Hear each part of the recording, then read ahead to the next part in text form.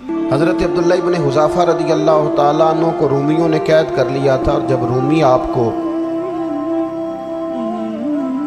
قید کر رہے تھے، پکڑ رہے تھے، جنگ میں کچھ موڑ ایسا آ گیا کہ بظاہر مسلمانوں کے قدم پیچھے ہٹ رہے تھے۔ 1000 آدمی نے، 100 آدمی نے مل کے آپ کے گرد گھیرا ڈالا اور بڑی مشکل سے آپ کو گرفتار کیا۔ جب بادشاہ کے سامنے لے گئے نا، تو بادشاہ سے اس کا سپہ سالار کہنے لگا کہ بندہ ضائع کرنے والا نہیں، یہ بات سمجھیں آپ، ہماری طبیعت کے مطابق جو بندہ پورا نہیں اترتا ہم ضائع کر دیتے ہیں۔ حالانکہ اگر آپ کو مخالف صف میں بندہ کام کا نظر آئے تو آپ غور فرمائیں کہ یہ ہمارے قافلہ محبت میں کیسے شامل ہو سکتا ہے، اس کے لیے جد و جہد کریں تاکہ اس سے کام لیا جا سکے۔ اس نے کہا، روم کے بادشاہ نے، بندہ ضائع کرنے والا نہیں۔ وزیر نے کہا بادشاہ سے، اس نے کہا کیا کریں؟ کچھ ایسا کریں کہ یہ معاذ اللہ ہمارے دین میں آ جائے۔ اور قرآن مجید نے واضح کہہ دیا ہے کہ یہودی اور عیسائی تم سے راضی نہیں ہو سکتے حتی تتبع ملتہم، جب تک کہ تم ان کے دین کی پیروی نہ کرو، ان کو کسی طریقے سے معاذ اللہ عیسائی بنایا جائے۔ تو بادشاہ کہنے لگا 2-3 چیزیں ہیں جس سے کوئی بندہ بھی خریدا جا سکتا ہے، کر لیتے ہیں بات۔ اس نے سب سے پہلے حضرت عبداللہ ابن حذافہ سے کہا کہ جتنے پیسے آپ کہیں گے آپ کو ملیں گے، آپ اس دین میں آ جائیں معاذ اللہ۔ تو حضرت عبداللہ ابن حذافہ نا، کچھ لوگ بڑے سیانے ہوتے ہیں، بردبار ہوتے ہیں، بعض باتوں پر غصہ نہیں کرتے، ہنستے ہیں۔ حضرت عبداللہ ابن حذافہ ہنس پڑے، فرمانے لگے تجھے کس نے بادشاہ بنایا؟ تو بڑا بیوقوف آدمی ہے۔ اس نے کہا کیا مطلب؟ فرمانے لگے نادان، میں تو تلوار لے کے میدان میں آیا ہوں، مجھے دولت کمانی ہوتی میں تجارت کرتا، میں تجارت نہیں کر رہا، میں تو شہادت کے لیے نکلا ہوا ہوں، اور تو مجھے کہہ رہا ہے پیسے لے لے، کو عقل کی بات کر۔ اس نے دوسری بات کی، اس نے کہا کہ میں بادشاہ ہوں، میرے نیچے جتنے بھی عہدے ہیں، وزیر، مشیر، وزیر خزانہ، جو آپ عہدہ کہیں گے آپ کو دے دیا جائے گا، آپ اس طرف آ جائیں۔ تو حضرت عبداللہ ابن حذافہ کہنے لگے پھر کہتا ہوں تو بڑا نادان ہے۔ فرمانے لگے میں حضور کا صحابی ہوں، اور صحابی ہونے سے بڑا عہدہ دنیا میں ہے ہی کوئی نہیں۔ صحابہ وہ صحابہ جن کی ہر صبح عید ہوتی تھی، خدا کا قرب حاصل تھا، نبی کی دید ہوتی تھی۔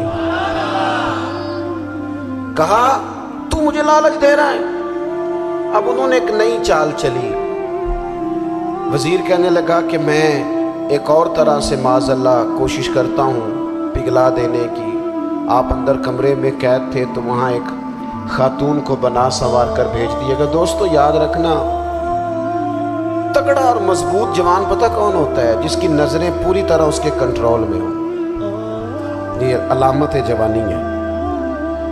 جس آدمی کا پوری طرح، 2 لوگ دنیا میں کبھی کوئی کارنامہ سر انجام نہیں دے سکتے، ایک جو حرام کھاتا ہو، ایک جس کی نظر ناپاک ہو۔ محمد بن قاسم جب یہاں آئے تھے نا،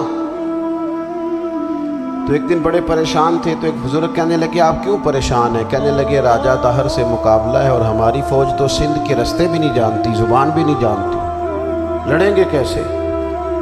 2-4 دن کے بعد ان بزرگوں کی دوبارہ محمد بن قاسم سے ملاقات ہوئی تو بڑے خوش تھے۔ کہا اب آپ کیوں خوش ہیں؟ کہنے لگے وہ میرا مقابلہ نہیں کر سکتا، میں نے تحقیق کر لی۔ کہا کیوں؟ کہنے لگے نظر کا گندہ ہے، اور جو نظر کے گندے ہوتے ہیں وہ میدانوں میں ٹھہرا نہیں کرتے۔ میدان کے لیے نکلنے کے لیے پاک جوانی کی ضرورت ہوتی ہے، تطہیر مزاج ہونا ضروری ہوتا ہے، پاکیزہ افکار اور سچی اور سچی ستھری سوچوں کا ہونا ضروری ہوتا ہے۔ اس لیے فرمایا کہ میرا مقابلہ نہیں کر سکتا۔ حضرت عبداللہ ابن حذافہ کمرے میں تھے، وزیر کی بیٹی اندر سجی سنوری پہنچ گئی۔ جیسے ہی آپ نے اس کفر کی چال کو دیکھا تو تیمم کر کے نفل شروع کیے۔ وہ ساری رات بیٹھی رہی، رب کا بندہ ساری رات عبادت کرتا رہا۔ عبادت بڑا سہارا ہے، مصلی بڑا سہارا ہے اللہ کے بندوں۔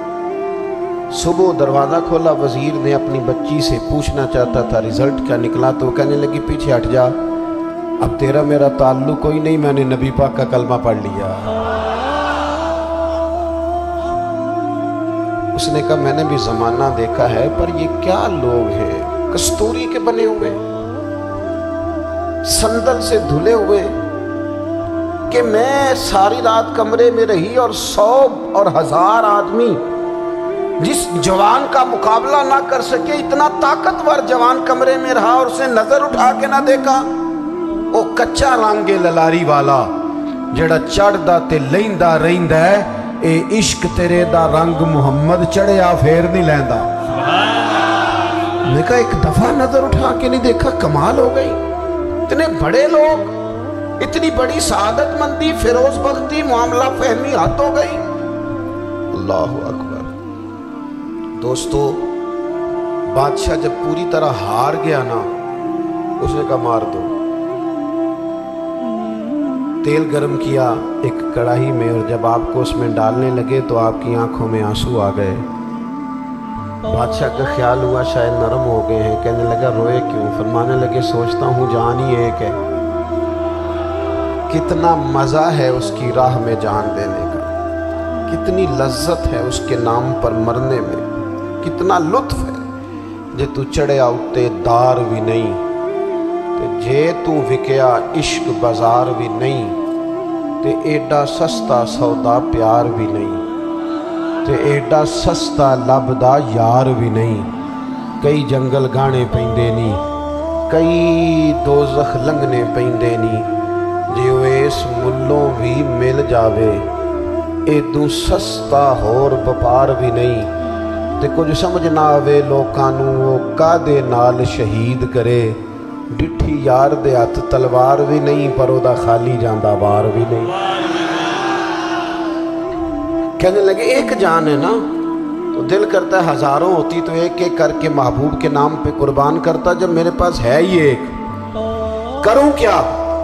حضرت عبداللہ ابن حذافہ رضی اللہ تعالیٰ عنہ جب روئے اور بادشاہ نے یہ بات سنی تو بادشاہ اٹھ کے کھڑا ہو گیا، سارے وزیروں مشیروں کو کہنے لگا تم نے کہا تھا نا بندہ ضائع کرنے والا نہیں، یہ بھی ضائع کرنے والا نہیں۔ کہنے لگا میرا ماتھا چومو، تم جیسے لوگوں کو قتل نہیں کرنا چاہیے، آزاد کرنا چاہیے۔